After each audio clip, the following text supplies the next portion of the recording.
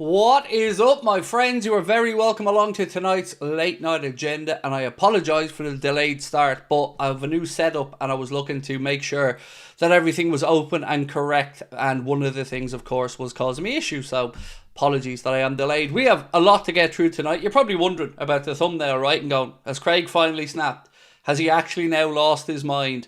Well, no, I haven't, but it is still a strong statement somebody's made, and it is about Trent Alexander-Arnold, so we'll talk about that in a little while. Loads of news to get through today as well, so bear with me as I go through that. Let me just flick through a few things on my screen. Cool. Thank you guys for bearing with me here as we get started. I got my new setup today, and I'm still getting to grips with it on my screen layout and stuff, so apologies if I'm a little bit all over the shop. Right, I think we got everything we need to there. Right, so we're going to be talking today about the delay in Manchester City's case hearing and why that's going to drag on to the summer. We're going to be speaking about the latest in Liverpool's pursuit of a left-sided centre-back, and of course a few other interesting bits and pieces. But before we do, I guess we got to pay some homage to Oh Nana, he's to blame. Oh Nana, he's to blame. He's to blame. He's to blame. He's always to blame. Shouldn't have been running his mouth, should he? Before the game, speaking with Matic, and did you see the state of the goalkeeping for Lyon's goal? Wasn't great. Right, non-members chat is back for real. No, it doesn't look like it is to me anyway. Alex, welcome to Anfield Agenda FC, my man. Appreciate you. Good evening, Colin. How are you, bro? I hope you're well. So look, loads to get through. Greek squad over Craig sorting out gremlins. Or Geek squad, sorry. Oh no, Connor was here earlier on, so the Geek Squad's already been and gone. But yeah, I've basically got a whole new setup now, and I'm still just getting used to the bigger screen and stuff that I have. Right, let me get through some of your comments anyway. Sesko young and huge potential. Cunha's already Premier League proven, said HUIJSEN. United have equalised, have they? Against Lyon. There you go. So it's 1-1 in that one. I'd seen Rangers were down to 10 men actually in their game, and Hugo scored against Spurs, and it was a great goal. I don't know if you guys have seen it, but it was a really, really good goal there from Hugo. So yeah, what are we thinking? I know George is happy watching the game back. Next season's third kit looks good too, said HUIJSEN. Look, most of the kits for next season look brilliant, and they're going to be Adidas, so they were always going to be brilliant, weren't they? What do you want me to start off with tonight, folks? Do you want me to get into the whole he's a lizard stuff? Because, you know, I'm sure a lot of people are very confused about this and thinking, has Craig finally snapped and calling John W. Henry a lizard? No, I'm not. It's not my wording for once. Paddy Pimblett was speaking about Trent, and I'm going to go through and give you the rundown of exactly what he had to say. Jen, thank you for gifting 5 memberships as well. Very kind of you, my friend. Thank you. So look, let me give you the transcript of what Mr. Paddy Pimblett had to say about Trent, and we'll go from there. So this is what he said in an interview, I believe, with Sky Sports. The video's there. You guys can check it. It's doing the rounds. He said, he's a lizard. He's forgot where he's from. He's meant to be young lad from West Derby. I trade my career in a heartbeat to have his, to win trophies for my city, my team that I've supported my entire life. What I'd do for that. The money he's earning, the money he's being offered, just putting a smile on everybody's face in the city. I grew up wanting to be Steven Gerrard, Fernando Torres, Luis Suarez. He's just leaving the club that he's grown up and supported and he's been with his whole life. He's just going to be another cog in the Madrid machine. He could have been a legend at Liverpool. Always said he wanted to be captain, so he was always lying, wasn't he? That's he's forgotten where he's come from. He's taken away the chance to be a legend and maybe get a statue built in his honour. Now he's going to get forgotten about. So again, strong words from Paddy Pimblett there, and I've always said, I mean, I'll leave it up to the Scousers to decide how they want to view one of their own. For me, it's a disappointing scenario, obviously, as a fan, to see Trent heading towards the Anfield exit door. But strong words there from Paddy Pimblett, and to be honest, he's been quite upfront about the fact that the word in the city has been for a while that Trent is off. So, you know, if I said that, I'd be cancelled, but I'm not a Scouser, so I understand it. If it was an Irish person and I wanted to call them out, I feel fully entitled to do that. So I totally understand where Paddy's coming from. But I want to know from you guys, do you agree? Now, look, I'm not going to start a poll saying, do you think that Trent's a lizard? Because that's just weird. But Let me know what you think on this one, folks. Do you agree with what Paddy had to say? If you're coming in late, don't worry, I will cover this in more detail. But do you feel annoyed by it? Because, you know, I do as a Liverpool fan, but not to that extent. I just think he shafted the club he's supposed to care for. Now, look, people are going to say, hang on a minute here, Craig. Loyalty's a two-way street. We also need to, you know, remember that Trent gave a lot to the club. And he did. But the club have given more to Trent. And the club have stuck by him. And the city has stuck by him and supported him all the way through. It defo feels a bit snide, this whole situation, for me. Harry said Maka should be vice-captain next. Well, actually, I'm going to move on in a few minutes to speak about why I'd like Alexis McAllister's dad to stop talking, why I'd love Ryan Gravenberch's agent to stop talking, and why I'd love Luis Diaz's dad to stop talking, because it feels like these people just keep putting their foot in it and not appreciating what a great club that their sons or their clients are at. Tanya said, Trent on mute is more annoying. Speak up. That seems like a much better way to have a poll on this one, Tanya. So let me get that open here. Let's start a poll on this one. I'm not going to ask you, is Trent a lizard? Because that's... How do you measure that one like? Okay, let me get this. What's that the right word I'm looking for? Okay.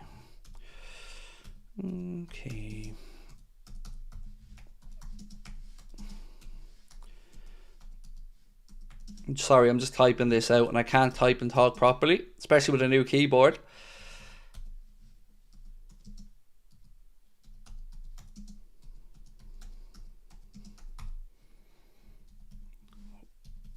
Okay. Right. Cool. So, I'm just going to ask, are you annoyed by Trent staying quiet around the situation? Yes or no? And we'll see what you guys think on that one. Again, folks, if you can, do hit that like button for me. Really appreciate your support as always. Right, where are we on this? Get that one dragged out. There we go. Sweet. Now I'm feeling a lot more comfortable with my setup. Right, so we'll leave that poll running in the background. You guys have a chance to vote on it.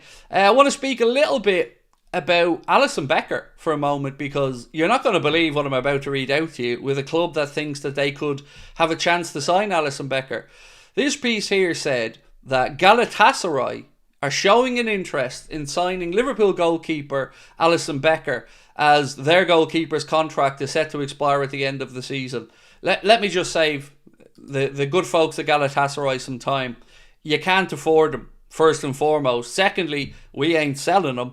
And thirdly, you can't afford him. Again, I feel like I need to reiterate that point. If Liverpool were to part ways with Alisson Becker, it would be for a fee and a wage that I sincerely don't think Galatasaray could afford. So it's not going to happen. Now, I do have a little bit on Georgi Mamardashvili that I'm going to bring to you guys later on. We're going to be talking about his future, and will he go out on loan next season, or what is the plan there for him? We're going to go through that in a little bit more detail. But Alisson Becker, I mean, it's a silly link, right? He's not going to Galatasaray, he's staying at Liverpool.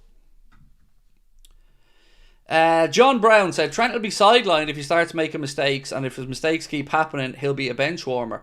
Did you guys see as well that it looks like Vinny Jr. turned down 1 billion quid to go to Saudi? 1 billion quid. Now look, I'm all for somebody staying in Europe to play at the top level, but if somebody offers my family £1 billion tax-free, just think of what that could do. Just think of what that could do back in Brazil. Just think of what that could do for umpteen generations of his family. Now, I get it. People are going to go, he's a multi-millionaire already. And look, there's truth in that. Of course there is. But £1 billion quid? £1 billion. And did I mention 1 billion? Like £1 billion. I don't know, lads.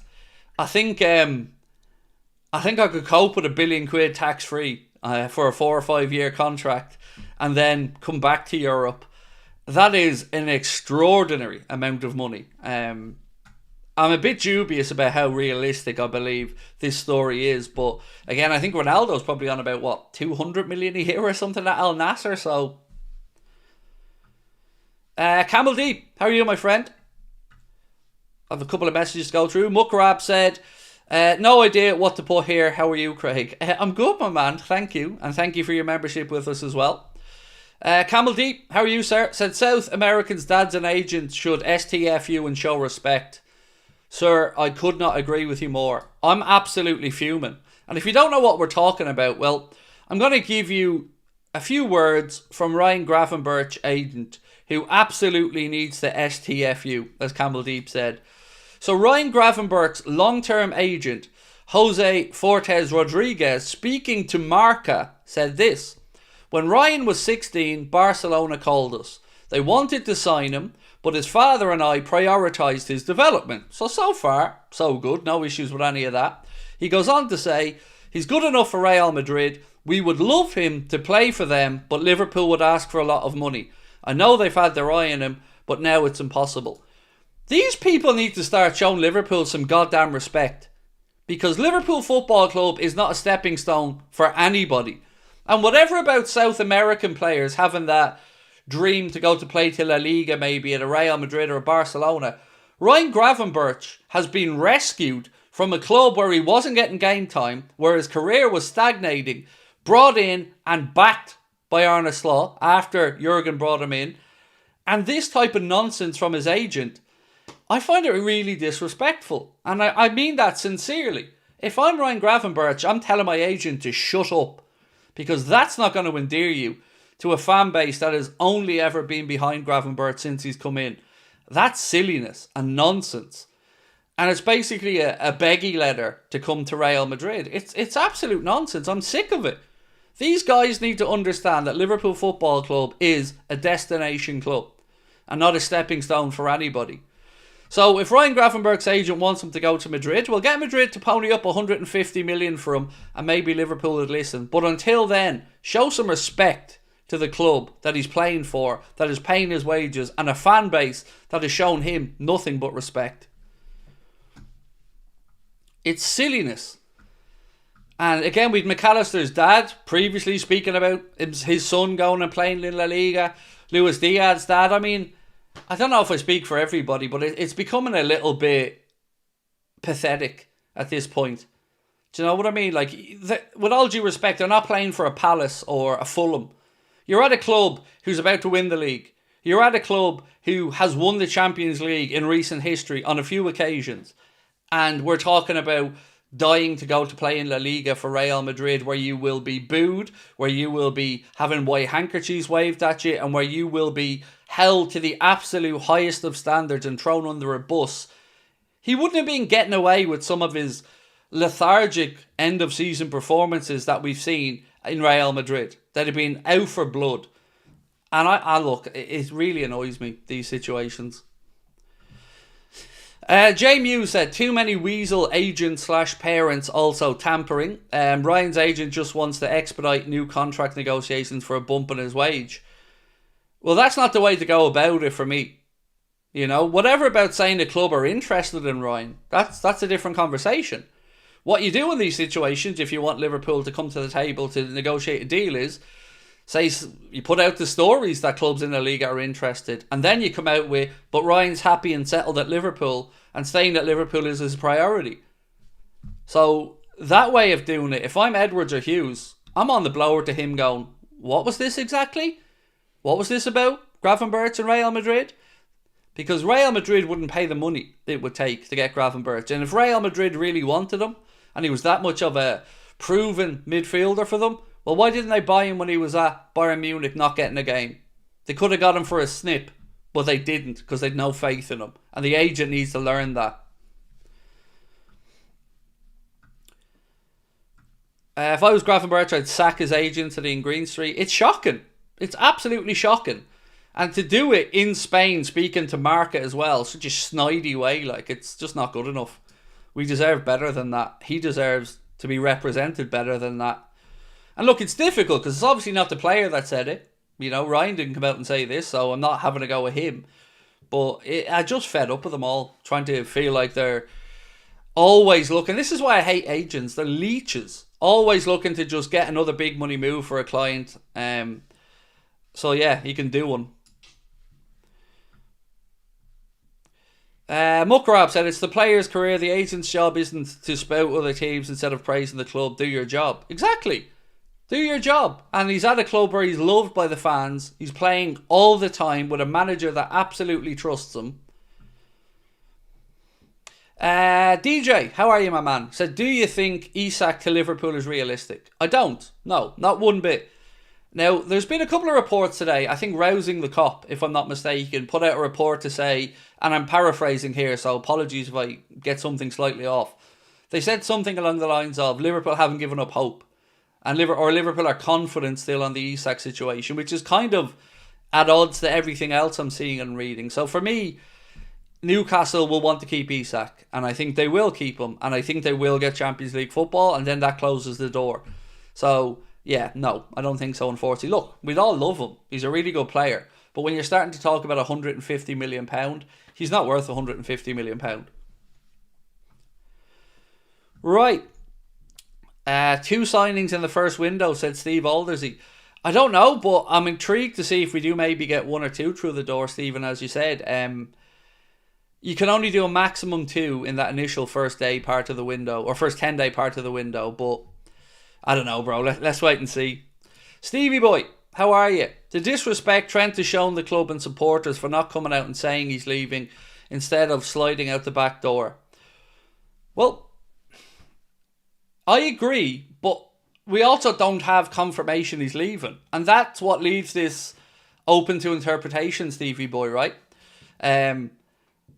I try to be respectful in these situations, or as respectful as I can, as I don't feel like I have the ability or the right to speak about Trent in the same way or with the same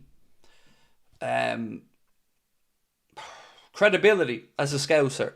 I find Carragher, Paddy Pimblett, these guys are far more in tune with what it means to be Scouts, what it means to represent the city, what it means to grow up there, to be idolised there, and to stand for what the city of Liverpool stands for. Now, I wouldn't have called him a lizard, but I absolutely agree with the sentiment of what Paddy Pimblett had to say. I feel manipulated as a fan by Trent, and I've said this all the way through.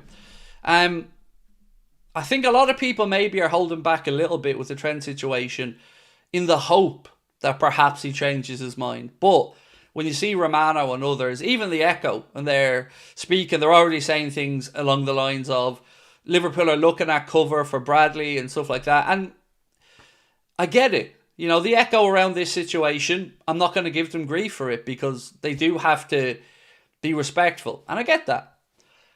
But when they're talking about a potential right back coming in, I think we can all start to read between the lines here. It looks definitely to me like he's off. Let's see how the poll is going though. Thank you to everyone that's voted. We've nearly had the 1,000 votes. So if you haven't voted, please do crack on. Did you guys see the new Anfield Agenda setup picture, by the way? Connor posted it earlier on. I don't know if you guys had a chance to see it. I can drag it up onto the screen for you if you hadn't. I'm chuffed with it, to be honest with you. So let me know if you haven't seen it, and I'll drag it onto the screen for you so you can have a look at how my new setup looks and why perhaps I'm looking a little bit conflustered today. Yes, lad. How are we? Welcome to Anfield Agenda FC. Loving the name as well. Yes, lad. Beautiful. Love it. Right, you haven't seen it. Right, I'll give you a look at it.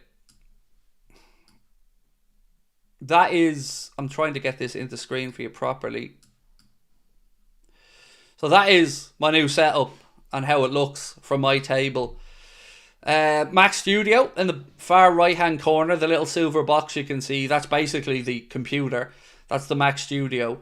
Then you see the new monitor. We got a 49-inch curved monitor. Little Premier League trophy there, this little baby as well. Oh, you can't see that obviously. I'll show you that in a minute. Yeah, so that's our new setup. And I'm chuffed with it, to be honest with you. Connor was helping me set it all up earlier on. So there we go. We're moving forward.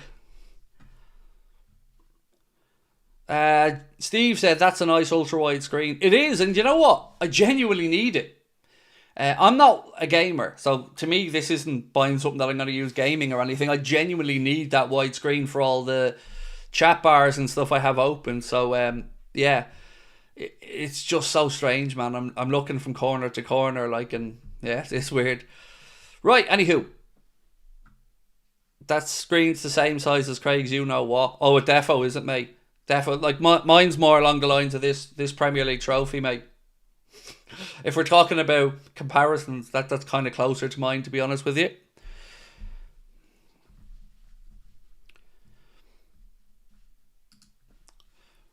Right, Limo, who is a Scouser, and I know that without Limo even reading his message, I know Limo's a Scouser. How are we, Liam? And thank you, mate, for your super chat. Liam said, where we are from, it's different. Politically, which I won't get into, long story short, you don't turn your back on your own where we come from. If you do it, you're a rat. It's more than football, it's morals. I get it. You know, Liam, I've said this many times, mate, but Scousers and Irish people aren't a million miles apart, if we're being honest, in regards to our outlook on the world, our belief system, sticking up for our own and being proud of where we're from. So, yeah, I was expecting this, but I've said all the way through, I think his whole team have handled this situation appallingly. And I don't know who's been advising him, but they've been advising him really poorly. DJ, how are you, my friend? Let me just get your comment up on screen for you, DJ, my man. Why is this not coming through yet for me? Why is it not coming through? Let me try refresh this. 1 second, mate.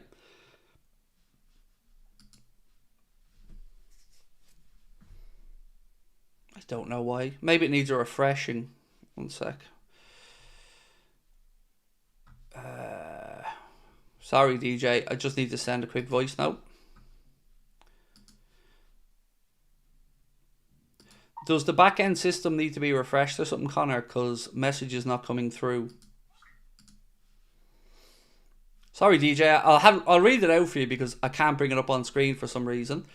It said, Craig, do you watch any other sports, F1, cricket, etc.? Boxing, darts, a little bit of MMA/UFC.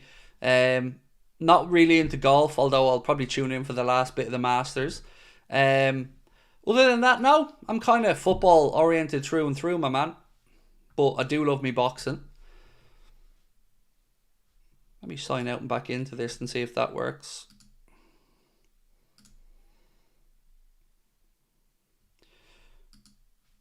Yeah, still not there. That one's strange. Right, anyway, let me get back in. Right, I've so much to go through that I am going to get straight back into my notes. Bear with me.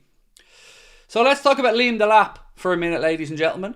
Because as it stands, according to The Athletic, Liverpool and Arsenal, two of the clubs looking in the market for a centre forward, are prioritising others ahead of Liam Delap, according to this piece here in The Athletic.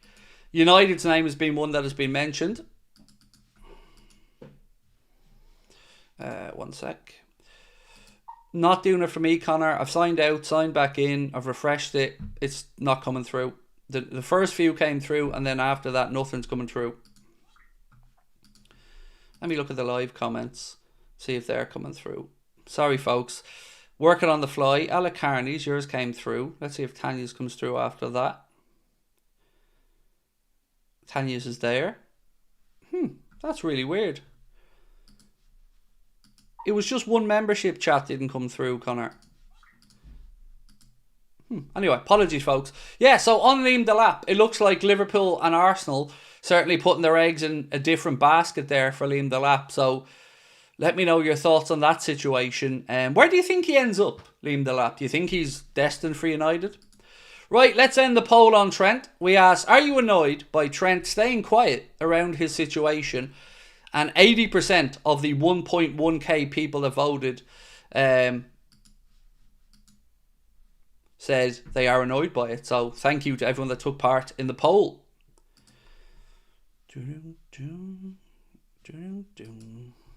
Craig, do you think that Slot's tactics mean Trent doesn't contribute as much as when he was under Jurgen Klopp?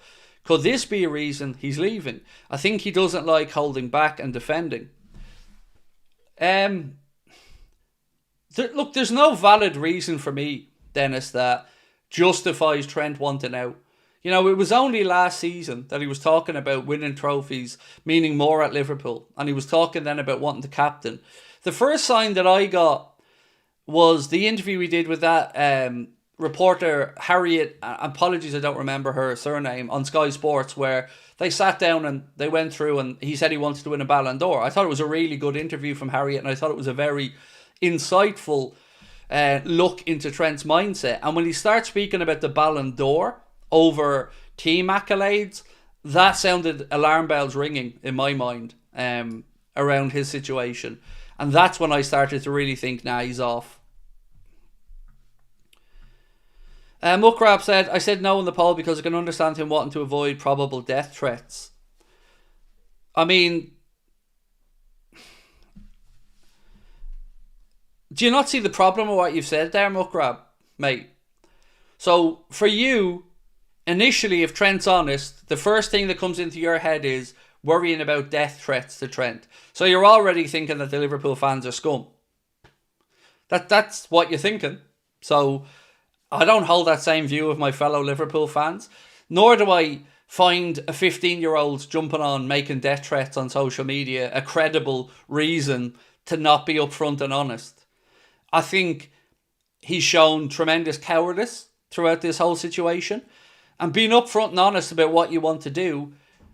I mean, if you think he's keeping quiet and the problems that you're worried about aren't going to happen after keeping quiet, I think, if anything, it increases the chances of more anger rather than being upfront and honest and letting the situation play out. But I guess the real question is going to come when he takes to the pitch. Then we'll see what the match-going fan thinks. Right, even Mbappe said he would rather win the Champions League with Madrid than a Ballon d'Or. That's the correct answer. And Mbappe is somebody who actually has a chance to win a Ballon d'Or. Trent ain't winning a Ballon d'Or, ever. Craig, do you feel a change of heart is possible? Look, anything, Guilherme, is possible. You know, until that contract is signed with Madrid, anything is possible. Now, I was watching Back Pages tonight again on Sky Sports, and journalists were talking about the communication here between Trent, Liverpool and Madrid. And apparently Madrid only have to tell Liverpool when it's signed to say, well, Trent's now signed, he'll be a Madrid player from X or Y. So I don't know what information the club does or doesn't have on this. I don't know what communication they're getting from Trent's camp.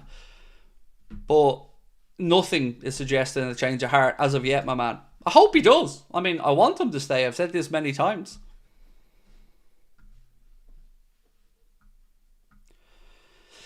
Kyle said, would like Trent to stay, but the longer he delays, the more annoyed fans will be. Exactly, my man. Exactly. A. Michael said, and this is a good point again, Grealish signed an extension of Villa so they'd make money off him. Was sold to City for 100 million. It's dirty in Trent's part for taking Madrid's offer knowing that they'll let him run down the contract. Exactly. He's not looking after the club that helped him through his career. And I think the club have been very fair in this situation in the fact that they've not thrown Trent under a bus. Right, some more talk. Let's get into speaking about the respect the players have for ARNE Slot. So I was looking into some of the reasons, of course, that Mohamed Salah and Virgil want to stay. And Fabrizio Romano said the relationship with ARNE Slot is something that was crucial and definitely made the difference in Mohamed Salah and Virgil van Dijk deciding to stay. So they're clearly very impressed with the work that ARNE has done since he's come in.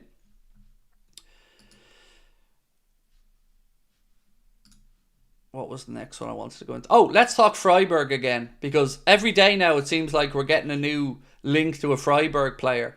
The latest one that comes from Bild in Germany suggests the Freiburg midfielder Merlin Rohl, spelled R-O-H-L, is emerging as a target for Crystal Palace, Liverpool and Newcastle.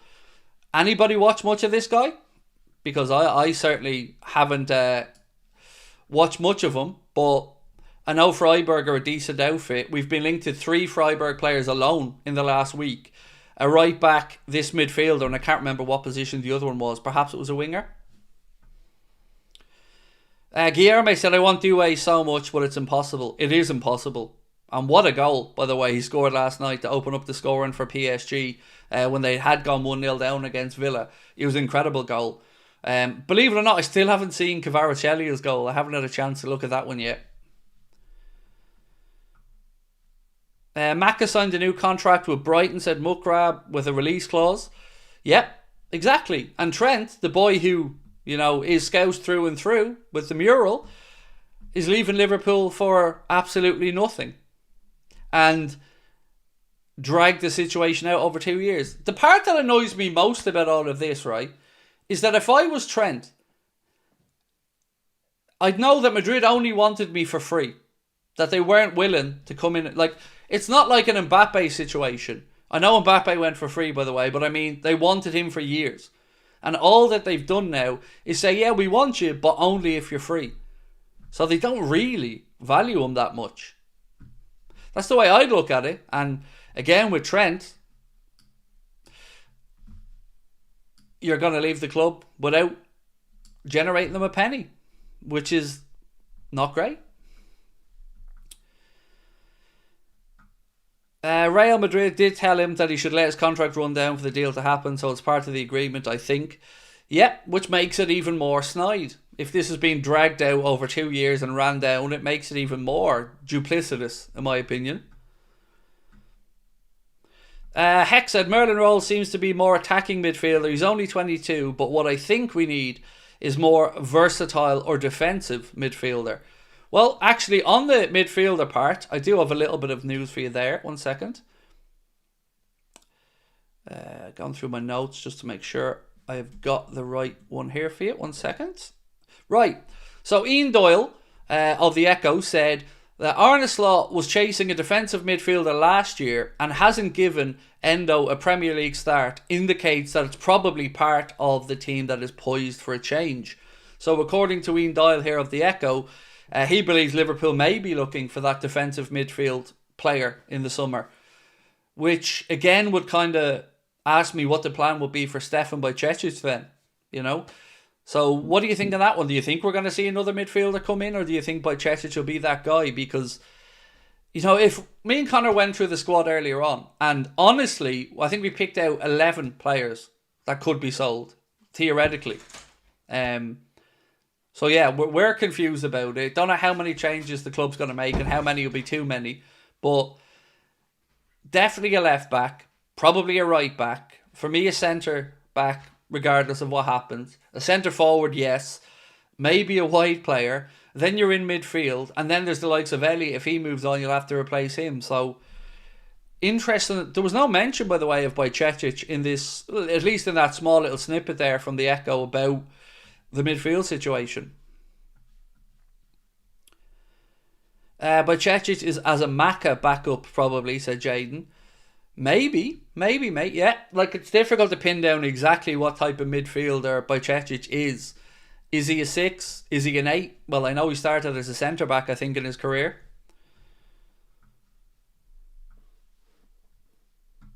Adrian said, it's not just about leaving the club. It's leaving the club for Madrid. They will eat him alive once he has even one ball passed wrong. Yeah, Madrid is the antithesis of everything Liverpool is. As a city, as a club, in how they act, in how they carry themselves. And it's the most un-Trent-like club that I think I've seen. I don't know. Look, I know I've been talking about this quite a bit tonight, but it's getting to the point now where I'm fed up of it. We've now got the good news on the contract situation with Virgil and Mo, and it's a matter of time before we get that official announcement from the club. But yet again, he's still dragging his heels here and still hasn't communicated, even to the club yet, according to reports, exactly what he wants to do. Do you think Dan's will be ready next season? Said Martin. So, I'm going to say no, Martin. But the reason I'm going to say no is because I don't think he's had enough football for us to really say, yeah, keep him around. Because, unfortunately for Jaden this season, he's basically written off the entire season with that back injury. So I think we have to do with him what we did with Stefan this season, which is ship him out on loan for a year, Not so much to see how he does, more to see how he stays fit and how his body copes with the rigours of playing football every single week, twice a week sometimes. So a good loan move for Jayden Danns, and him proving that his body can, get through a season. And I think, then you introduce him in, because I don't think many of us have any questions about the lad's ability, but we do have to make sure he's robust enough physically. I remember when Alonso and Arbeloa both went to Madrid and Mascherano to Barca, I was shattered, said A. Michael. Archie said, Bajcetic seems to be playing as a centre-back and a back three in a double pivot for Palmas. He has played at centre-back before, Archie. I think when he was coming through at Celta Vigo in underage systems, that was the position. And then I don't know if it was when he came to Liverpool he was moved into midfield, but I was so impressed with Stefan in the season that he was that extra midfielder that we needed. I thought he carried himself really, really well for such a young player. Philip Blanshard, thank you for becoming a member of Anfield Agenda FC. Philip, I really do appreciate that support, my man. Thank you. Muckrab said, might sound stupid, but on a scale of 1 to 10, how sure are you Trent has already made his mind up? 9.5. And it's not that I have information on this, Muckrab. I'm looking around to try and find any proof that there's any inclination of him maybe changing his mind and staying. So let me give you an example of what I mean. So, story here from Ian Doyle of the Echo around the right back situation. And let me read this out and then I'll try and tie it together for you. So this said, just in, with Trent Alexander-Arnold seemingly leaning towards an exit, Liverpool are already pondering their options for supporting the position for Conor Bradley. So the Echo would be one of the more upbeat, optimistic outlets covering the football club. They don't ever really throw any negatives towards the club. Sometimes that can be a good thing, sometimes I find it a frustrating thing. But in this scenario, they're even leaning into the fact that with Trent leaning towards an exit, and everybody in the city seems to feel like it's going in one direction. I've not seen anybody come out and say they think he's going to stay. So, I don't have info on this. I've been honest with you guys all the way through. I'm just waiting to see what happens, but there's not really many indicators that he's going to stay.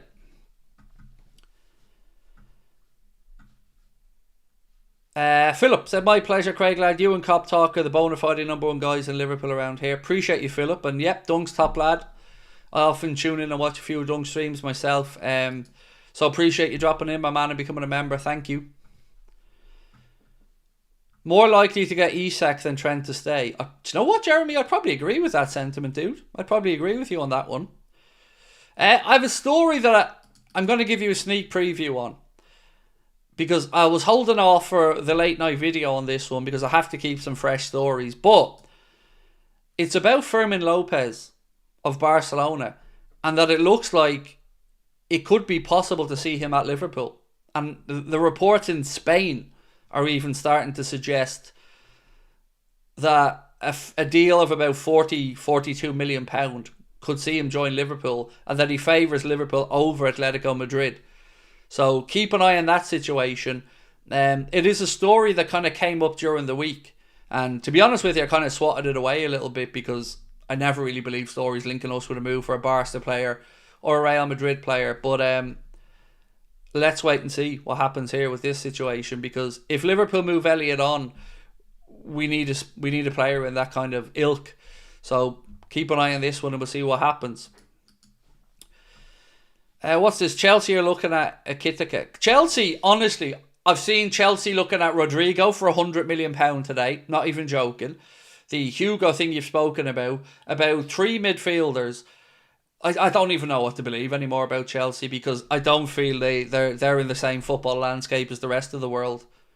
So, yeah, let's wait and see. I don't know. I don't really want to comment on it, but I think he is far, far more likely to end up at Liverpool than Chelsea. And he scored tonight, by the way, against Spurs. I don't know if you guys seen that, and a very good, a beautifully taken goal from Hugo. Which was really weird because George was in there and somebody asked him in our Discord, are you going to be paying attention to Hugo? Because George really wants Hugo to come in. And he said, of course, and then 2 minutes later, dude goes and gets one and buries it in the corner. Chelsea need to start investing in their youth players like they used to in the past. All this buying new players is giving them less motivation. It's kind of all over the shop. Because then they are bringing in these young players and they're paying tremendous amounts of money for these young, kind of unproven players. I don't know how they're able to do this. Honestly, it has to catch up with them at some point. Because they're in the Europa Conference League this year. And they're still out there spending ridiculous sums of money.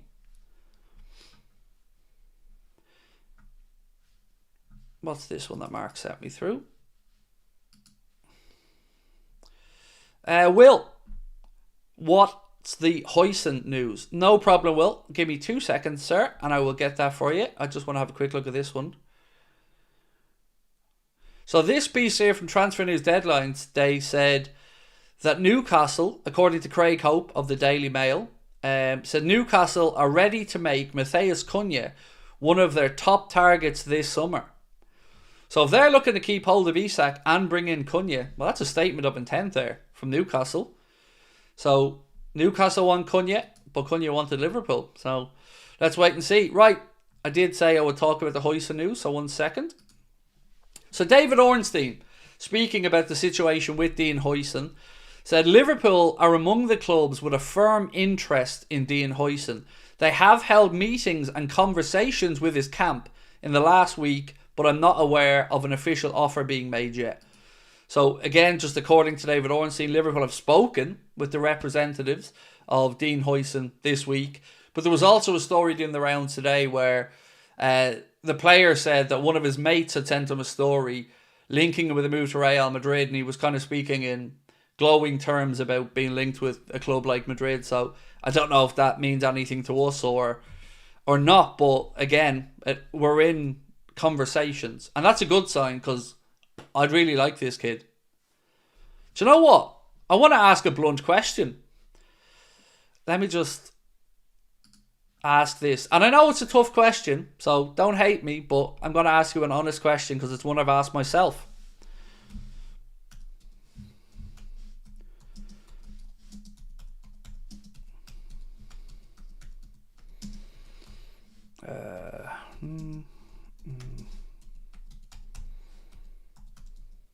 Cool. So the question that I'm going to ask you is, would you sell Jarell Quansah to buy HUIJSEN if we needed to free up a space or money? Would you sell Quansah to buy Dean HUIJSEN? Yes or no? Let me know your thoughts on that one. Now remember, he has a buyout clause of £50 million in his contract. I think Liverpool would probably value Quansah somewhere between 30 and 50. But again, I'm not saying that there's any indication that Liverpool want to sell Quansah, but we do know Newcastle are still interested. And I'm unsure whether ARNE Slot really trusts him or not yet. That's the part I'm trying to figure out most.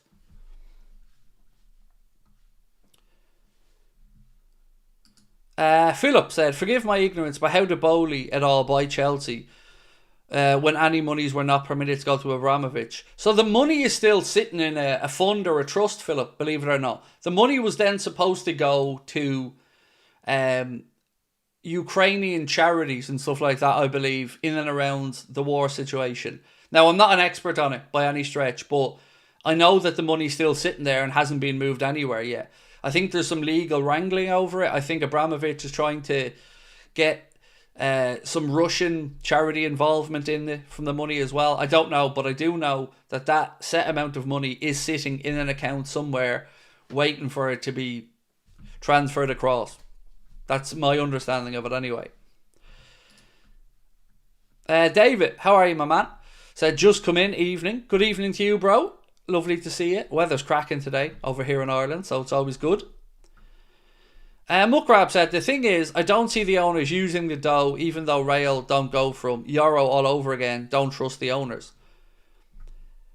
It's a tough one because do we need to drop £50 million on a centre-back right at this moment in time? Unsure. Do you think we need another centre-back? He would be at the tippity-top of my shopping list, but to me it will come down to Konate and it'll come down to what the club want to do with Kwanzaa. Because if the club have to sell Canade this summer, if they don't agree a deal with them, they're going to have to sell him this summer. You can't let him run down the contract and go for free. So it'll either be a Kwanzaa situation, a Joe Gomez situation, or a Canade situation for me that would then trigger the ability or the need to invest that deeply in a centre-back. But in all honesty, I still think we're short of a centre-back at the club now, regardless.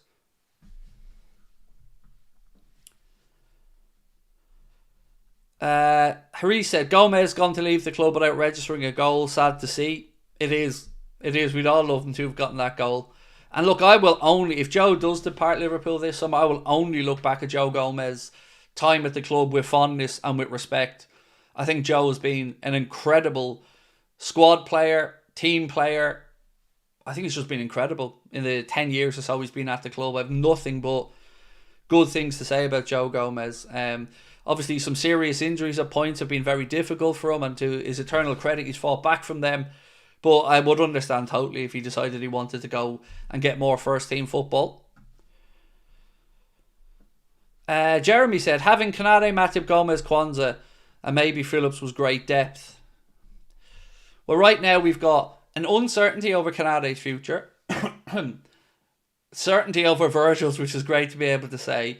Kwanzaa, I'm unsure. That's the part with me that I'm most stuck with here is I'm trying to figure out if I honestly think that the manager sees enough in Kwanzaa to keep him. Because didn't trust him to fill in at right back for the last 2 games where he's gone with Curtis Jones. So I'm unsure. Craig, what's your dream 11 when we start next season? Oh, good question, King Cody. Allison, Bradley, Canade, Virgil, Kirkes, midfield exactly as you would expect it to be. Gravenberch, Soboslai, McAllister, Salah on the right. Dream, you said? Well, the dream would have Julian Alvarez through the centre, and on the left, Cody Gakpo. But it will be interesting because it's the secondary aspect of the window that I find intriguing. So if Diaz moves on, who are we going to bring in to compete with Cody on that left-hand side? How many centre forwards are we going to need this summer? So if you look at our forward line, and I name you all the players, Mohamed Salah, Cody Gakpo, Darwin Núñez, Diogo Jota, Luis Diaz. Now obviously Jayden Dan's aside there as well. So there's 5 forwards at the club. And as I sit here speaking to you, I can only feel confident in 2 of them 100% not being available this summer. And that's Salah and Gakpo. I think you can make an argument for Jota, you can make an argument for Diaz, and you can absolutely make an argument for Darwin. So that's 3 potential players there. And every one of them is a realistic worry for us that maybe they get sold in the summer. Now, I say worry, I mean worry in regards to we have to conduct a business to get 1 in, 1 out or whatever. But again, lots of uncertainty. And if we're talking Federico as well, yeah, 6. So there could be, 2 out of 6 guaranteed to stay at the club. So that's a lot of work to do to rebuild that. And even if you're talking about Dan's being one of them, let's say, so much uncertainty. I just want the window to get cracking now because I want to see what Liverpool are up to and what way the plans look. So let's talk Manchester City for a second. The Telegraph Football today put out a story. They said, exclusive, the announcement of the verdict has been mooted for this spring. So we were always of the belief that the Manchester City case would be kind of out and sorted out by March, April. They said, but the complexity of this case means that it is not imminent. They go on to say the verdict on the charge is unlikely before the summer. Now, I get it's a complex situation, but football fans have now been 6 years, nearly 7, waiting to see what's going on here. And in that time, they've continued to pick up silverware, build themselves as a club, grow their brand around the world. And if that has been done in a corrupt way, it just makes it even more galling and more difficult to stomach that we're now in a 7-year. And this will, in the best case scenario, even go to the summer. And in the summer, whoever doesn't like the appeal or whoever doesn't like the ruling will appeal it. And that's going to kick on through probably another season. Is there ever going to be any end to this shite with Manchester City? Or is every football fan around the world being held to ransom by this situation? The credibility of the whole Premier League is at stake. And I often sit and I wonder what Premier League clubs owners think about this. Because even if they're punished, they've got away with it for so long. Like 7 years. It's piss taking. And now they're throwing in more complaints. There's talk that another 20 million is going to have to be spent from the Premier League to defend the situation with associated party transactions and how Manchester City still feel that they're being unfairly done by there, and that Arsenal, as an example, have had a big advantage over them. Everyone's just tired of it. But I guess that's the game plan, is to wear everybody down. And I've said to you guys for years that everybody will become desensitized to what they did to get to this point. And if they're found guilty, it's almost too late. Because they are now a club with huge players on their books, a 10-year deal for Haaland. It all just stinks. And I'm done. City will get away with the lot. Maybe a big fine, said Colin. I don't think they can. The credibility of the whole league is at stake. And La Liga and others are looking at this and accusing the Premier League of being weak. And I don't blame them. As a fan of the league, I'm sick of them.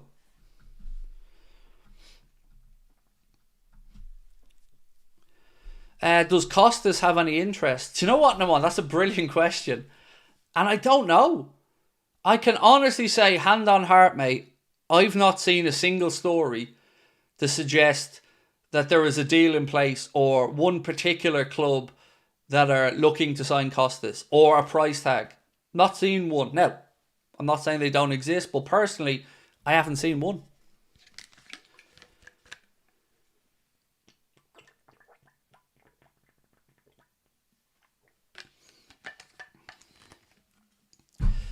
Kyle said, I'll add that Chiesa is a great talent that Slot is missing on. Yep. I just don't know if he's trying to make a point with Chiesa. Like I've said for a few weeks. You know, the only thing I can think of is that he's a player that was signed without his say-so, and that he's trying to make a point to the club that you bring in players that I want, and if you're forcing players on me, well, unless they work for me, I'm not playing them. I'm not saying that's right, but it's the only thing I can think of, because if you're looking at it rationally, well, we see the difference he makes and the energy he brings when he comes on and the desire that he has to make things happen. We've seen him score a goal in the cup final. So all of us as fans would love to see Chiesa get a run out. And I expected him to start getting games, because after the League Cup final and after the PSG game, we knew that Jota wasn't in great form. We knew that Darwin was absolutely all over the place. So I was fully expecting Chiesa to play.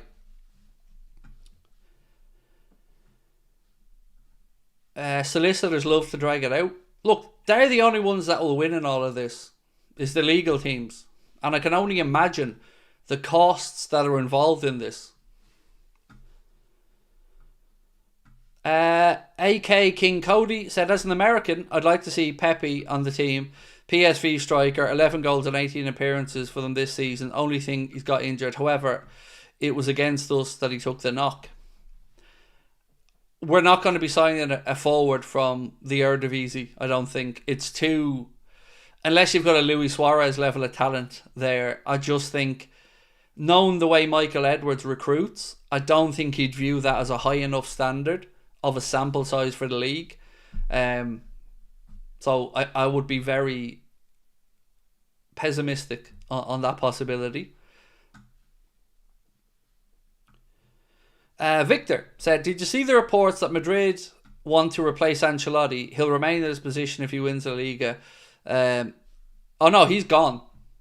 Ancelotti's gone at the end of the season. It's going to be Alonso by the looks of it. But what I'm hearing from Spain is that it doesn't matter what Ancelotti does. That this is it for him. He's gone. But that's Madrid. That's you go in there kind of knowing this. You've seen managers go in there in the past, win league titles and be sacked.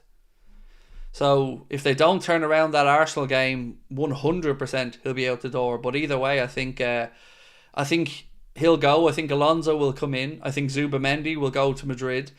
Trent will go to Madrid, and again with Alonso there, I think that will only increase the possibility of Trent going.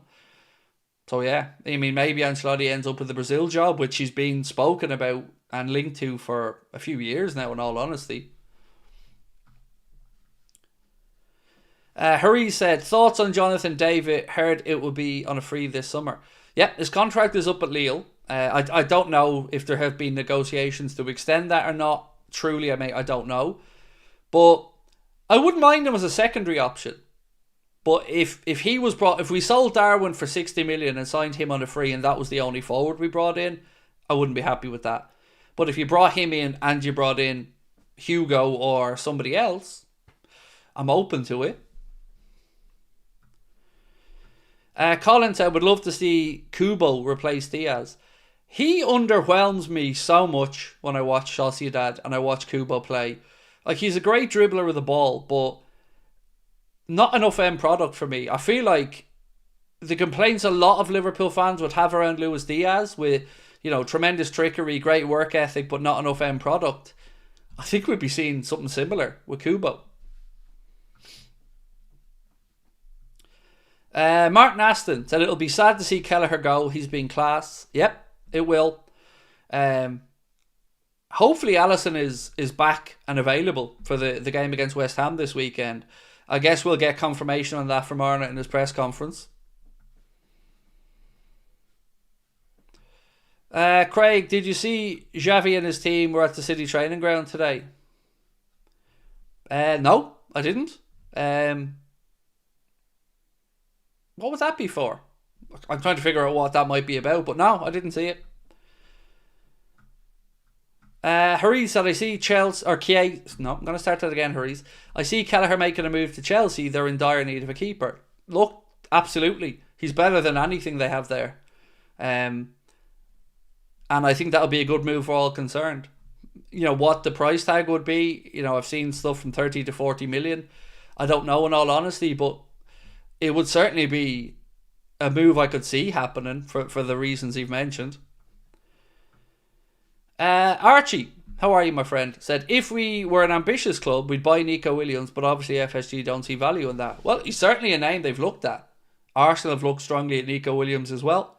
In all seriousness, I've seen Arsenal's name linked far more strongly with Nico Williams. But for me, if you were moving on Diaz, bona fide, I 100% be looking at Nico. But again, Barca want them. I think he'd like Barca, but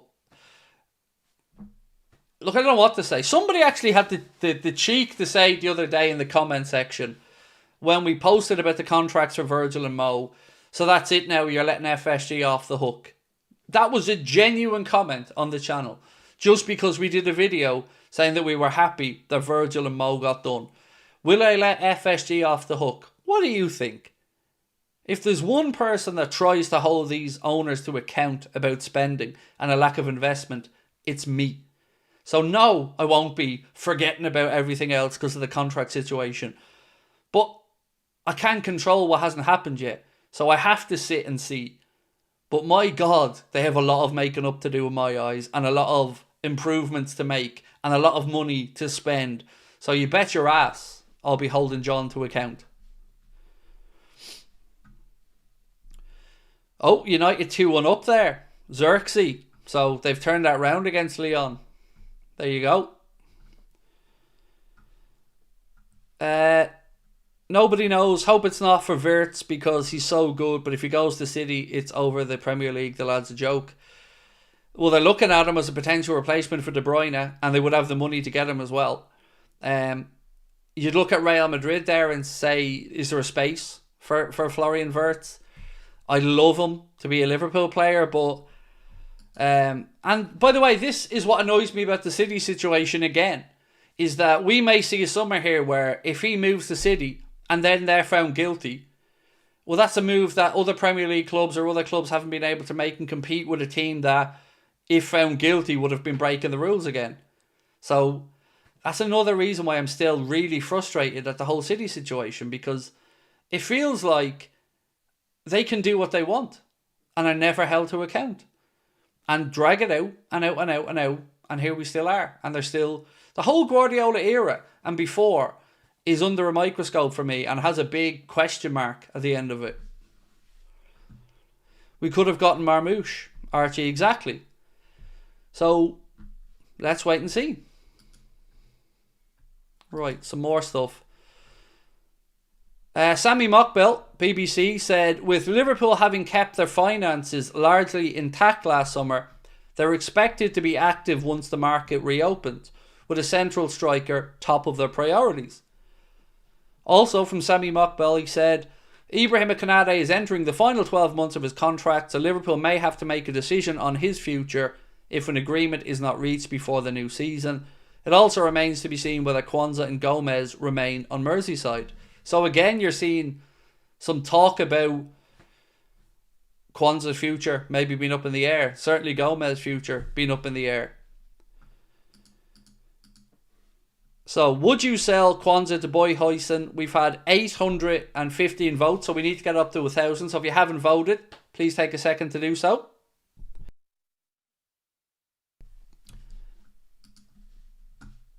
It's government versus establishment, Craig. Government's always stronger.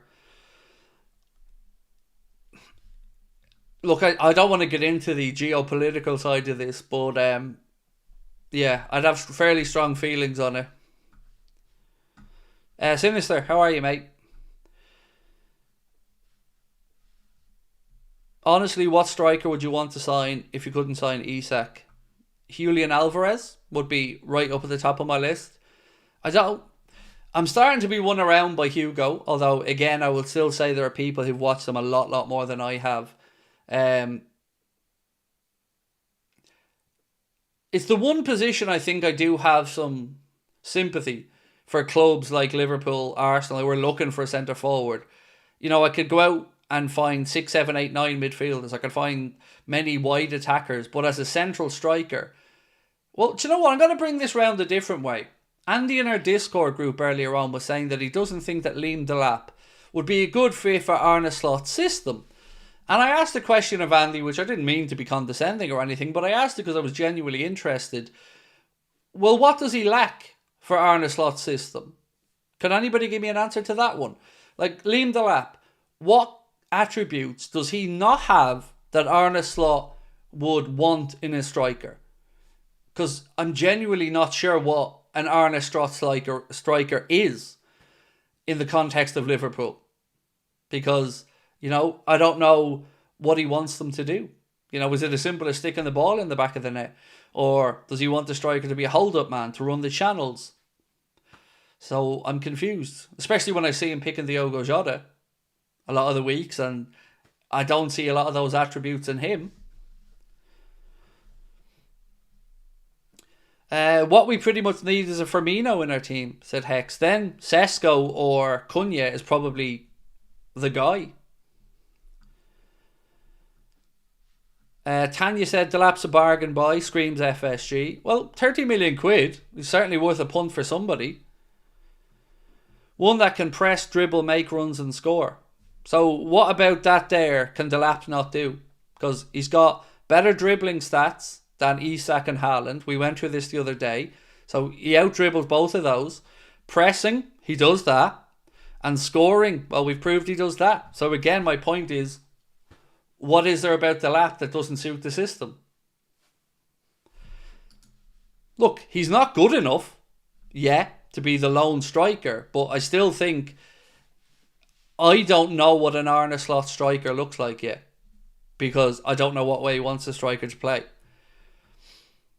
Adam said, I see Gomez more likely to go than Kwanzaa. Kwanzaa has more potential. Gomez more injury concerns. Verge, Ibu, Kwanzaa, HUIJSEN. I'm a happy man. Verge, Ibu, Kwanzaa. Yeah, but again, my concern there, Adam, is we have to get Ibu's contract sorted out before the summer window, or early in the summer window, because you can't be letting him go into the new season running down his deal. So if the club are willing to give him an offer they think he will accept, then they need to get moving with it quickly. Or if they're going to cash in on him, again, I guess they're going to have to do that quickly as well. Eddie said, I don't want Isak. Well, then I think you're going to be a very happy man, Eddie, because I don't think there's any chance we sign him, personally. Yeah, look, I don't want him at that price tag either. 150 million is absolute insanity for him. Oh, we've got a 2-2 there. A 2-2, ladies and gents. David Sinister. There you go. 2-2. Oh, Nana, he's to blame. Oh, Nana, he's to blame. He's to blame. He's to blame. I don't even know if it is something to do with Onana, but I just like singing that song. He certainly was shady for the first one. Oh, Nana.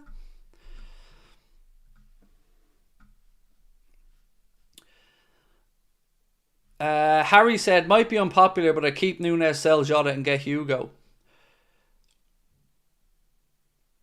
I think I'd actually cry if Darwin was still in the squad next season. Genuine, I can't go through another season of writing them off, then being drawn back in, then writing them off again, then being drawn back in, then writing them off, then loving them again. I can't go through another year of it. The uncertainty and the inconsistency is too much.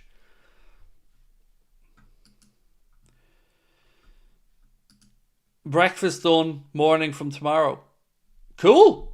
Thanks for that, Steve. Did you have a nice breakfast? Hopefully it was a good one. Pancakes. Craig, hot take. I think Akitika would be the best fit. He's like Firmino and can finish. I think he's going to be the one, Stephen, that the club ultimately make a move for. Now again, not saying this with any inside information or anything like that, just reading what I'm reading, seeing what I'm seeing.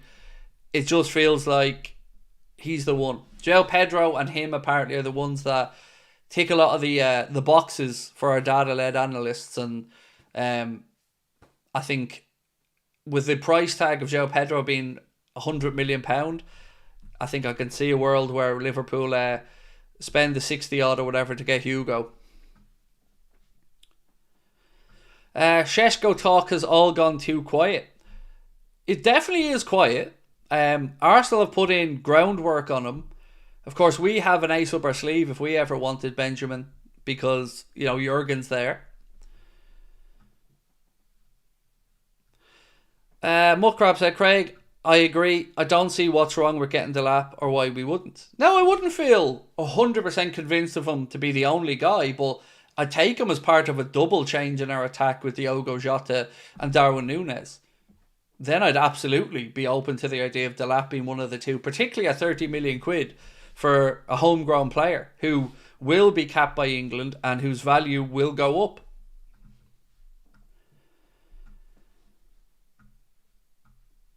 So what was the second goal like for Leon? Did Onana have a mare, or? Sinister said, manifesting it now, we get Isak. I don't think we do, because remember, we are dealing with a club there as well that have very, very, very, very, very, very, very, very, very wealthy owners. And if they get Champions League football, which they're looking very likely to do, especially now that guaranteed 5 places for the Premier League, I don't see Newcastle needing or wanting to sell.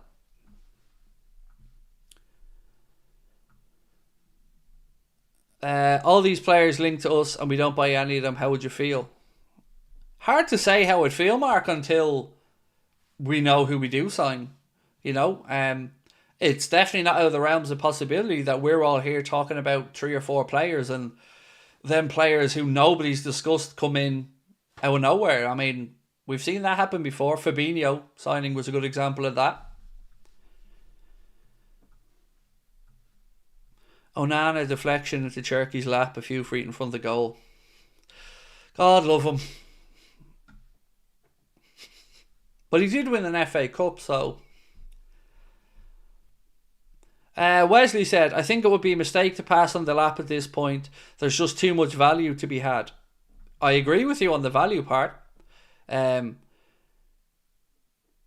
think a club like Man United could offer him more guaranteed starts or minutes, but again, at what level he'd be challenging at there with them, you'd have to ask as well.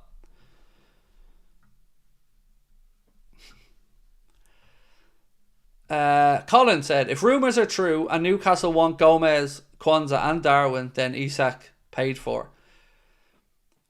But they want to keep Isak. So it looks like they're looking for a secondary striker, maybe to replace Callum Wilson. Does anybody know Callum Wilson's contract situation actually at Newcastle?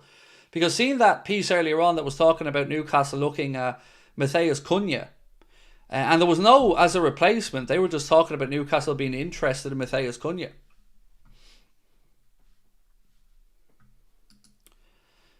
Corbin said, I wouldn't sell Kwanzaa, I would want both. Look, in an ideal world, if we're to move on a centre-back, you'd sell Joe Gomez. You get pretty much close to what you want to pay for HUIJSEN. You bring in HUIJSEN, and then you'd have Virgil, Renew Canade, HUIJSEN, and Kwanzaa. Now, that would be a collection of 4 centre-backs that would set us up for the future, that would give time for the defensive leader to show themselves over the next 2 years of Virgil's, twilight of his Liverpool career. And it would definitely increase the age profile, or decrease, the age profile of the centre-backs. Are FSG going to buy now? They're likely to give Salad and VVD contracts. 100%, David. 100%. Fans are not going to be accepting that just because the owners did the bare minimum to get the 2 lads signed up, fans are still going to want spending this summer and are going to want the manager to be backed. Look, I'm happy that Virgil and Mo are getting sorted. I'm over the moon with that because it makes the summer a bit less daunting. And for me then, no matter what happens, unless we have an absolutely catastrophic summer, I'll feel like we have a chance to defend the Premier League title next year. But the pressure has to ramp up now from us fans. We have to be a united front on this one, and we have to be demanding of spending. And we can't let them off the hook. I'm not asking for anybody ever to be toxic or trolling, but we need to be vocal. And we need to be firm that you've taken the piss over the last year with regards to the lack of spending. Now it's time to back the manager. Corbin said, I feel more comfortable having 5 centre-backs. So would I, but again, one of them could be Nallo, Corbin. So let's say we had the 4 we mentioned. So you renew Canade, Virgil stays as well. You sell Gomez, so you've got Canade, Virgil, let's say HUIJSEN, Kwanzaa, and then Nallo coming through as the young 5th option. I'd be fine in that scenario.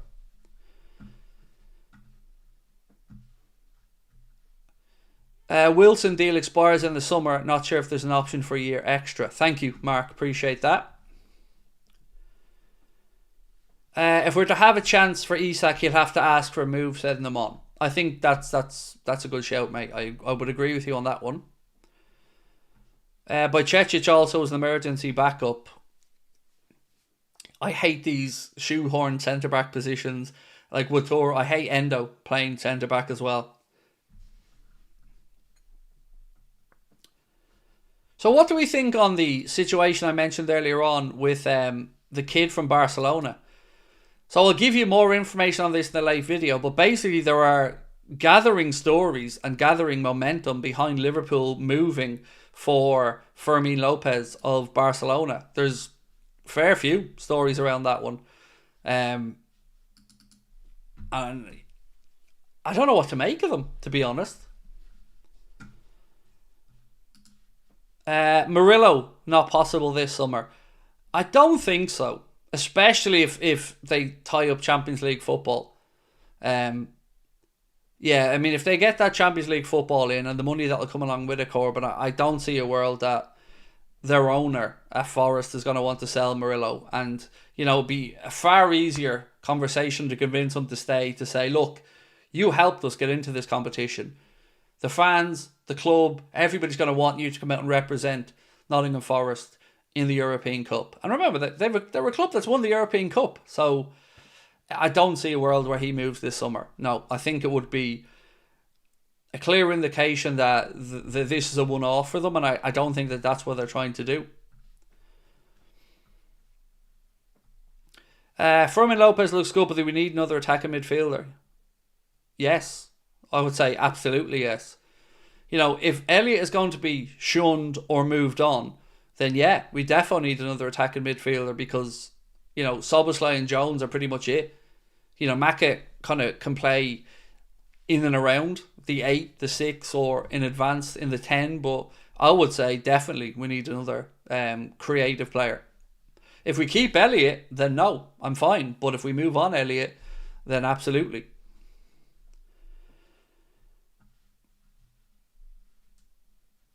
Murillo is 6 foot, which is probably not tall enough. Actually, I had something on here, this one. So, recruitment staff had already begun identifying potential targets who are primarily left-footed or have experience playing left-sided centre-back, said Sammy Mockbell.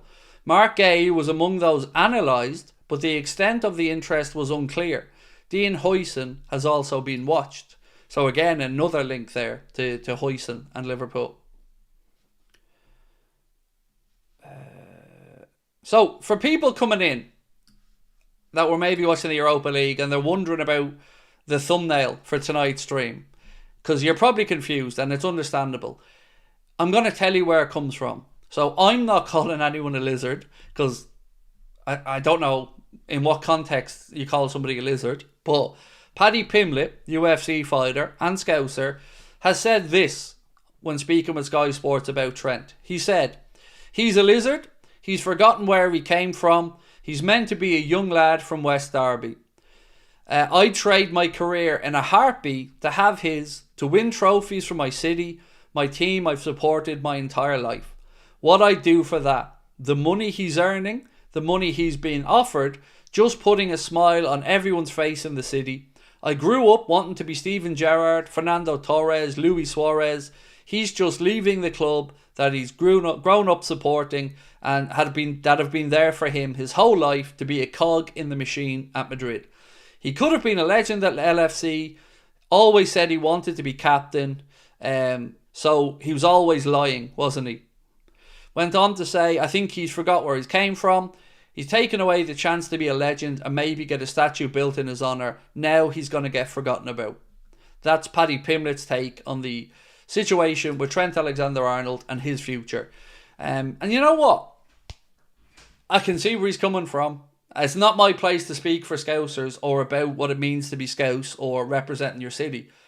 But I absolutely understand the frustration of going from, I want to captain the club, I'm a local Derby boy growing up, it means more to win trophies at Liverpool than the likes of a Man City, and then in the same time exiting for free and leaving that club with no money on the table. So I wouldn't have quite worded it in that way, but I absolutely would sympathise with Paddy Pimblett's thought processes there.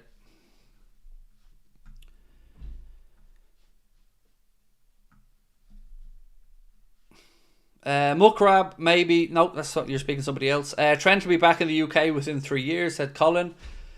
Well, look. For the last poll of the night, I'm going to ask a question about that. So, we said, would you sell Kwanzaa to buy HUIJSEN? 75% of 1,300 people said yes, they would. And 25% said no. So, I'm going to ask the question on Trent.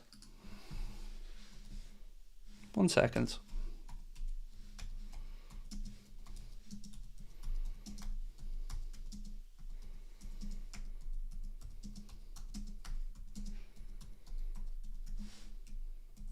So I'm going to ask, would you ever take Trent back if he leaves? Because, I mean, question in the chat there, or the comment from somebody was that Trent will be back in the UK within 3 years. So it kind of got me thinking, well, would people take him back? So vote away, and we've got about 20 minutes left in tonight's stream, so we'll see what you guys think, and we'll look at the result at the end of the poll or the stream. Philip said, let him be. Trent's made his mind up. Why are we still giving him air? Because he hasn't had the courtesy, would be the word I'd use, to speak about that.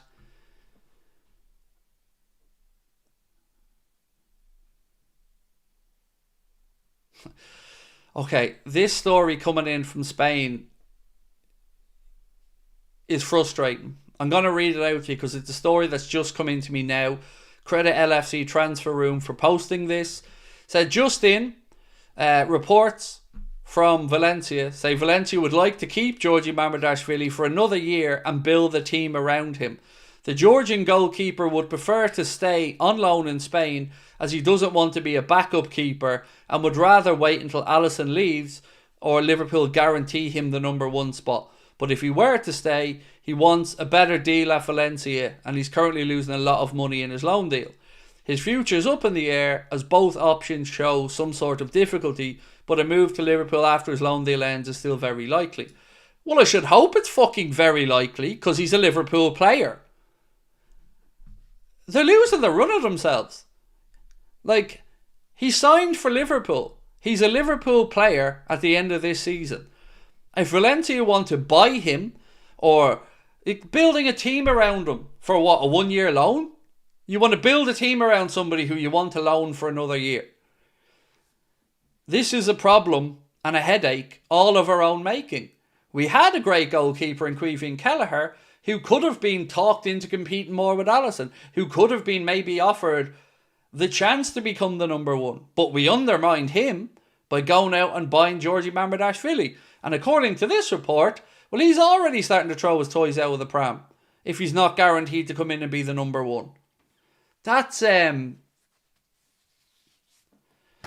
don't know, look, it's a report, so take it with a pinch of salt, but it's definitely a situation that is a frustrating one to read from a Liverpool perspective. What's this? Liverpool expect to make around 174 million from player sales this summer. Yeah, but that link and that journalist's absolute spoofer. So, yeah, I don't really... he's an absolute spoofer. That journalist, to be fair, so... I'm not even going to give out his name. That's how much of a spoofer he is. I don't even want to mention his name. He literally talks out his hoop.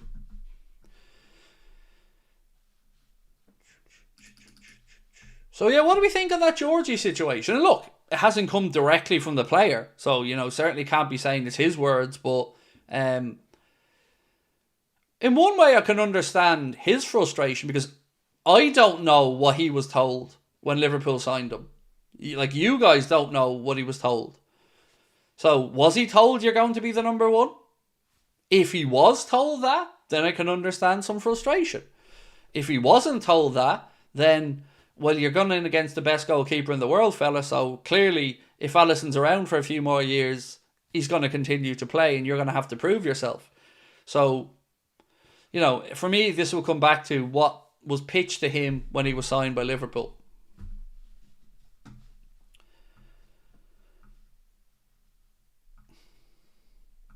He might threaten you with the police too. Yeah, unnamed journalist. Unnamed journalist still gives me a chuckle about that story. Smokey, all good, my man. All good. Fowler left but was pushed out. Was also a goal machine and legend. Owen was just a man club and Judas, said Alec. Trent is a snake in the grass and can stay in Madrid. Doing hand signals to his ear. Yeah, that hand signal thing, man, does my head in. Because I still don't understand what it was supposed to prove and to who. Joshua said Trent wants to live in a fantasy of him winning the Ballon d'Or. Let's see how that plays out. Look, he's never winning the Ballon d'Or. Like, let's be honest about this. He's going to a club where at that club alone there are probably 4 players ahead of him that are more likely to win a Ballon d'Or. So yeah, that's not happening.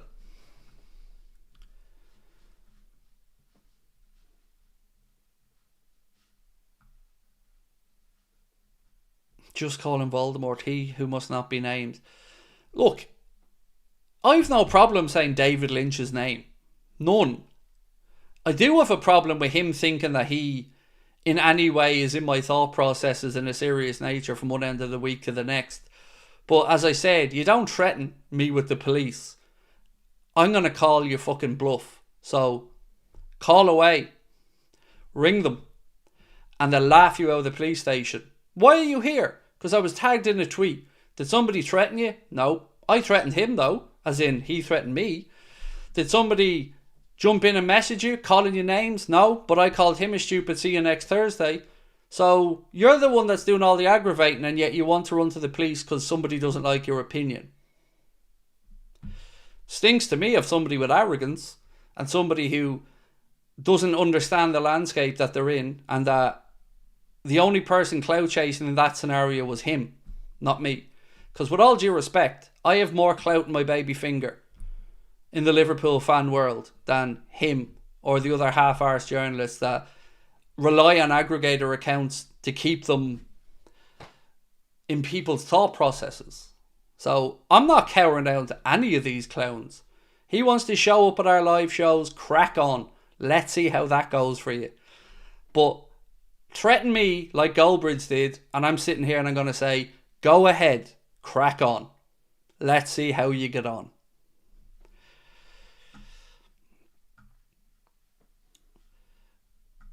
He burned you and then blames you for it. Yep, exactly. Throws me under a bus because he didn't want to annoy his mates and thinks I'm responsible for it. Hilarious. But again, like I've said, I'll just sit here and smile and laugh at them all because none of their nonsense. They don't understand the landscape, and that's the problem. Some people in that world think that they are still above the rest of us and think that they are serious, important people. They're not. Nor am I. We're all just people trying to talk about the club that we love. Only some of them are arrogant and think that they're better than everybody else, and that their opinions can never be questioned or challenged. But they can shit on everybody else's opinions and all the aggregator accounts and everybody that keeps people knowing that they exist while trying to sell their work. And they think they can call out anybody who challenges them on that. Bring it on. There's no football without fans. Exactly. So I asked this question the other day. Seriously. I discovered a lot of journalists that cover the Liverpool stuff through aggregator accounts, through your Anfield sectors, through your LFC transfer rooms, through your anything Liverpools, through your Anfield editions, through your Anfield sectors. I discovered a lot of Liverpool journalists from these guys highlighting their work. And I'm sure I'm not alone in that. And for these people to belittle the very accounts that are keeping them relevant, they should be on their knees thanking these people. Because without all of those accounts that I've mentioned, highlighting the work of these guys, nobody knows who the fuck they are. And that's sincere. That's honest. Like, I don't think anyone knows who I am. I don't think I'm super relevant because I don't have an ego. I don't really care what other people think. I just do my thing. But these people think they're better than the rest of them. And I will say, I'm always going to stand with aggregator accounts, with fan content, and with everybody that helps us to exist and helps the ecosystem that we live and work in. So I'm on that side of the fence. Draw the line in the sand. I'm over here with the aggregator accounts and the YouTubers and the content creators because we're unfiltered, we're sincere, we're genuine, and we're all just trying to do our best to keep our fellow fans informed. But you don't get in our way and think that you get to bully us or intimidate us or throw your weight around. You have no fucking weight. So, like I've said, you do what you need to do, Mr. Journalists and all the other guys. But when you start trying to encroach on our livelihoods and threaten us, well, watch what happens.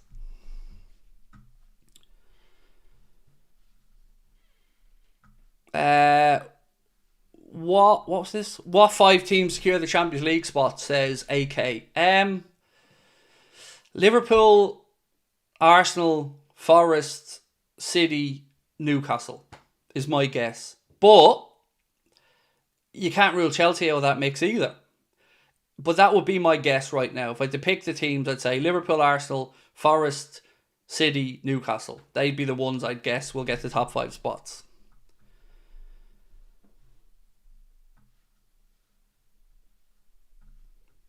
Craig, your channel is the best on this platform, bro. You'll never walk alone. Look, I'm blessed, man. I have tremendous support and I don't deserve it. And I'll be the first one to say that to you. But I just don't like arrogance. And I don't like anybody in life, in any walk of life, thinking that they are a better person than somebody else or that they are above somebody else. All of us walk this earth trying to get by and trying to do the best that we can for our families, for our friends, in this instance, to support our football club. But, you know, I don't like people who try to shit on other people for no reason. And I'm going to defend the Aggregator. And do you know what the funny thing is? I don't even know the people that run a lot of these Aggregator accounts. I know some of them, but I'll defend them religiously because I know the good work they do for Liverpool fans. Have you ever sat in the cop, Craig? Yes. Yeah. Well, you say sat. Very little sitting, to be honest with you, when I've been in the cop over the years. A lot of sitting for the first few minutes and then standing up. But yeah, it's class. I haven't been there since the rail seating has been put in areas of Anfield. But you say you're going to be there for your first time on Sunday. Oh, Colin, I hope you have an amazing trip, my man. Do you know what? I think you're going to see a good game as well. I'm expecting a bit of a backlash from Liverpool. And make sure, Colin, that you come back on and let me know what your experience was like, because you should be excited. I haven't been to Anfield in a few years for a game, but every time I've gone there in the past, and I've been over 30 times anyway, the feeling never changes when you're on the cop. You're walking up the stairs and the floodlights hit your eye line. And you walk up a little bit further and the pitch starts to come in and the smells in the stadium. And it's magical. It never stops making the hairs on the back of your neck stand up. When you see that pitch in your eye line, when you're walking onto the cop, it's amazing. It's amazing, mate. Yeah, at any part of Anfield, it's truly amazing. And it is something I never tire of at any point. You feel special. It feels special. It feels sacred. It sounds cheesy as hell, but I'm telling you, man, that's how I've always felt in there. You can taste, smell, sense the history, the moments that have happened on that pitch in front of you. Oh man, it's truly epic. So enjoy it and do let us know, what you think of it, mate, when you enjoy the game. Right, Jeremy. Who are your top 5 Klopp signings in terms of original value versus overall impact? So, I can't say Firmino because he technically wasn't a Klopp signing. So, Alisson, Virgil, Salah, Gini, Fabinho? No, Mane. So, Mane, Firmino. No, I can't say Bobby because he was Rodgers. Mane, Salah, Alisson, Virgil, Fabinho. Probably those 5. Itachi said, what are the chances we both get Isak and Delap in your opinion? For me, it will be the perfect attack besides Mo, Lucho, Cody and Dom.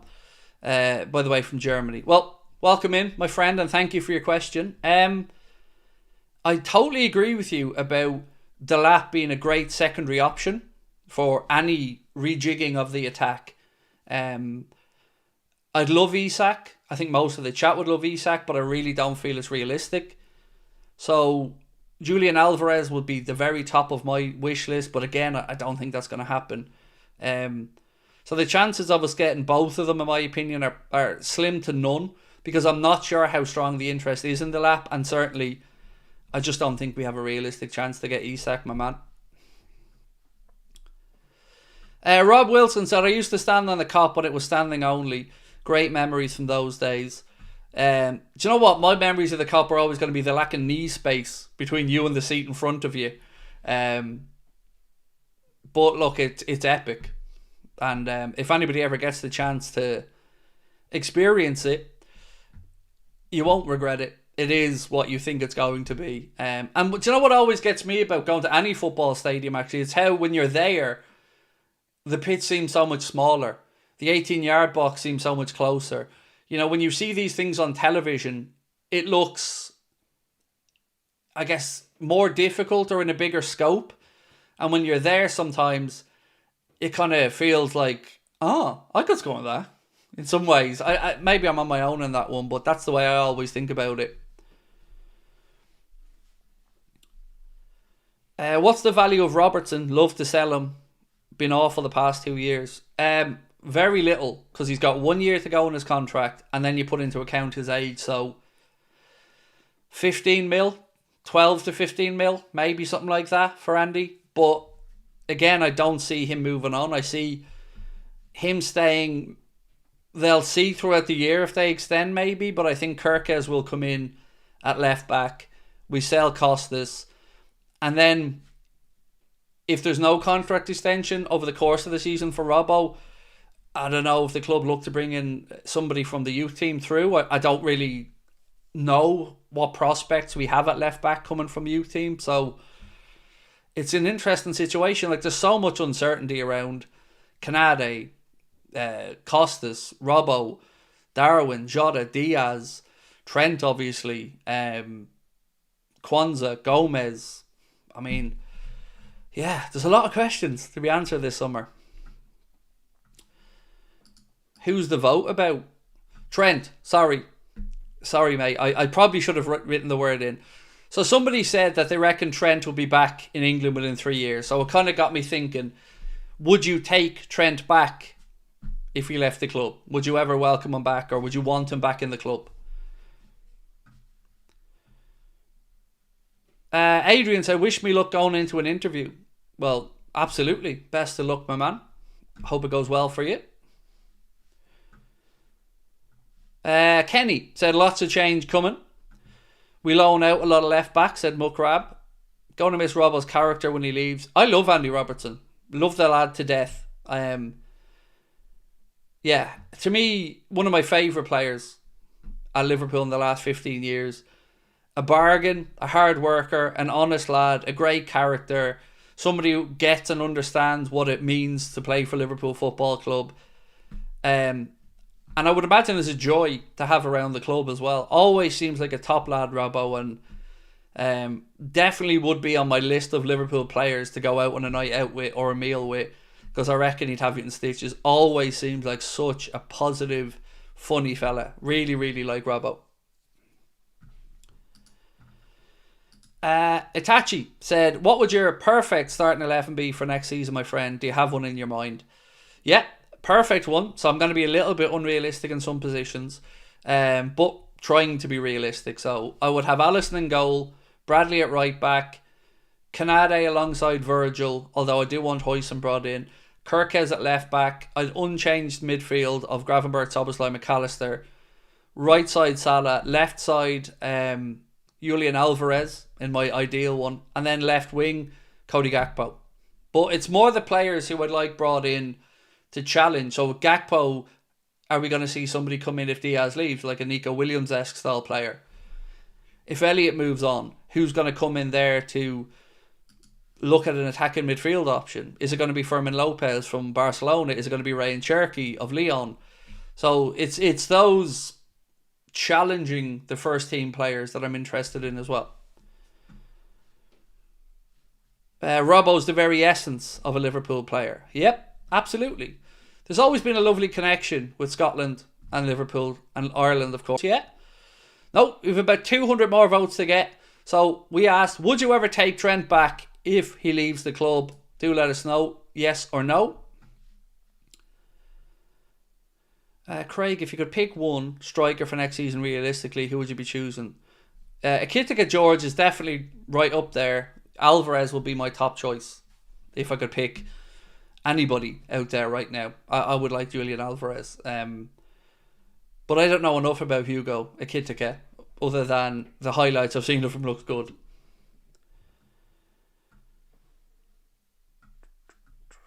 Do you think Trent will get similar or more hate for coming back to the club, coming back to a club other than Liverpool if he did? I think it would depend on if the opportunity was there. So, like, if Trent goes and Conor Bradley turns into an absolutely world-class right back who is staying fit and playing pretty much every week, then you don't have a need to be bringing Trent back in. So then, if we went to another Premier League club, it wouldn't feel as snide. But then again, it depends who that other club was. If he came back and played for a Newcastle, as an example, I wouldn't feel as bitter about it as if he did a Michael Owen and went and ended up at United. So I think, again, it'll depend on the context. Manti said, Craig, just joining out that I missed something big. You did. And I'm going to read it out one last time for anybody who did come in late before I finish up this evening. Also, just a reminder, if you... that's the wrong one. If you haven't got your tickets yet to either of our end of season shows, you can still get them with the QR code on the screen. Last day of the season, we're in Liverpool at the Hot Water Comedy Club. And then 3 days later, May 28th, again, we're at the Hot Water Comedy Club. Both of those shows, you can get your tickets with the QR code. And I owe Connor an apology because I forgot to do a Surfshark ad read tonight, which is my bad, Connor. Sorry. I was too distracted by the setup. Right, so the title or the thumbnail for tonight's stream came off comments from Paddy Pimblett speaking to Sky about the Trent situation. And that ties in with the poll that we have running in the chat, where we asked, would you ever take Trent back if he leaves the club? So while hopefully you're doing a bit of voting on that, I'll read it out to you again. So he was speaking with Sky Sports and he was speaking about Trent, and this is what Paddy Pimblett had to say. He's a lizard. He's forgot where he came from. He's meant to be a young lad from West Derby. I'd trade my career in a heartbeat to have his. To win trophies for my city, my team, I've supported my entire life. What I'd do for that, the money he's earning, the money he's been offered, just putting a smile on everyone's face in the city. I grew up wanting to be Steven Gerrard, Fernando Torres, Luis Suarez. He's just leaving the club that he's grown up supporting and has been there for him his entire life to be a cog in the machine at Madrid. He could have been a legend at Liverpool. He said he always wanted to be captain, so he was always lying, wasn't he? I think he's forgot where he's came from. He's taken away the chance to be a legend and maybe get a statue built in his honour. Now he's going to be forgotten about. So that's the kind of context on this one, if you're wondering. Again, we mentioned this earlier on, but it's been reported again. Vinicius Jr. rejected a €1 billion offer from Saudi Arabia, which is just nuts. I think any footballer could earn or be offered that amount of money. It's just ridiculous. Right, so we've had 860 votes, which is, I guess, more than enough to give us a good sample. And 75, so 3/4 of everybody that voted said that they would not want him back at the club if he left in the future. And I'd be one of those. I would, because it wouldn't feel like he's the Scouser in the team anymore. It wouldn't feel like he's the heartbeat of the team, the Scouts heartbeat. It would feel like we're good enough because it didn't work out for him. And that, Liverpool shouldn't be anyone's sloppy seconds, ever. So, that is pretty much it for me tonight. News video coming out in about 15 minutes or so, maybe 20, where we're going to be speaking about Fermin Lopez. We're going to be speaking about a Feyenoord player that Liverpool have once again been linked with. And we're going to talk a little bit more about the Georgi Mamardashvili situation. So keep an eye out for that one dropping in the next few minutes. We will see you guys tomorrow, same time, same place. Video about 4 or 5 o'clock, and then a news show tomorrow night at 8:45. Much love, my friends. Have yourselves a wonderful day. Thank you for dropping in, and we'll talk soon. Take care.